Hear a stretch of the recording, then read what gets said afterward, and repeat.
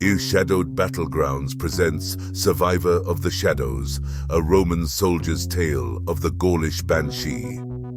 In the shadowed heart of Gaul's dense forests, where whispers danced with the winds and the ancient gods watched from the silence, a Roman legion marched under Centurion Marcus Flavius's command. Their armor glinted like a steel river beneath the sun's occasional glance through the canopy. They were far from home, in a land where every shadow could hide an enemy, and every rustle in the underbrush could be a prelude to death. The legion was on the march to reinforce a distant outpost, but the forest seemed to close in around them with every step. Marcus Flavius, a veteran of many campaigns, felt an unease he could not shake. His instincts, honed by years of battle, whispered of an unseen threat lurking just beyond sight.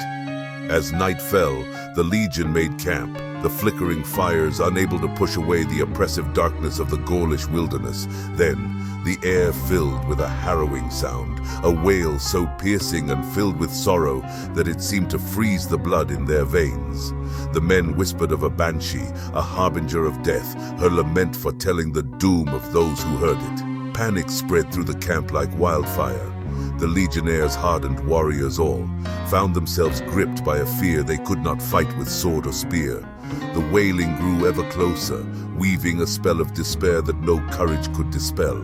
In the chaos, Marcus ordered his men to form a defensive circle, but the darkness seemed to swallow their efforts.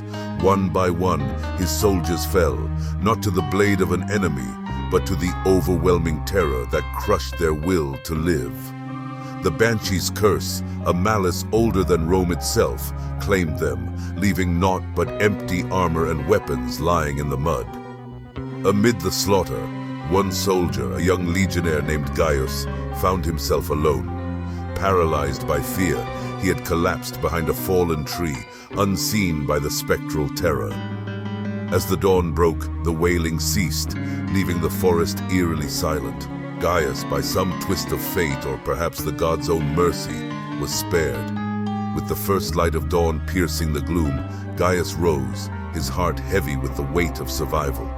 Around him lay the remnants of his fallen comrades, a grim testament to the night's horror. He knew then what he must do. Gathering his courage, and the tales of the night woven with despair and supernatural dread, he set forth. His journey back to Roman territory was marked by the shadows of what he had witnessed. When he finally stumbled into a Roman fort, his appearance alone told of unspeakable horrors.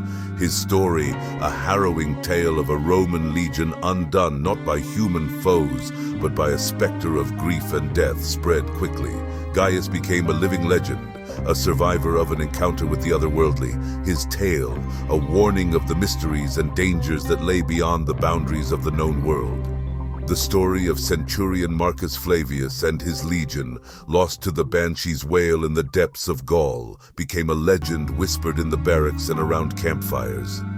It served as a somber reminder of the dark powers that dwell in the world, where empires hold no sway and the spirits of the earth still reign supreme.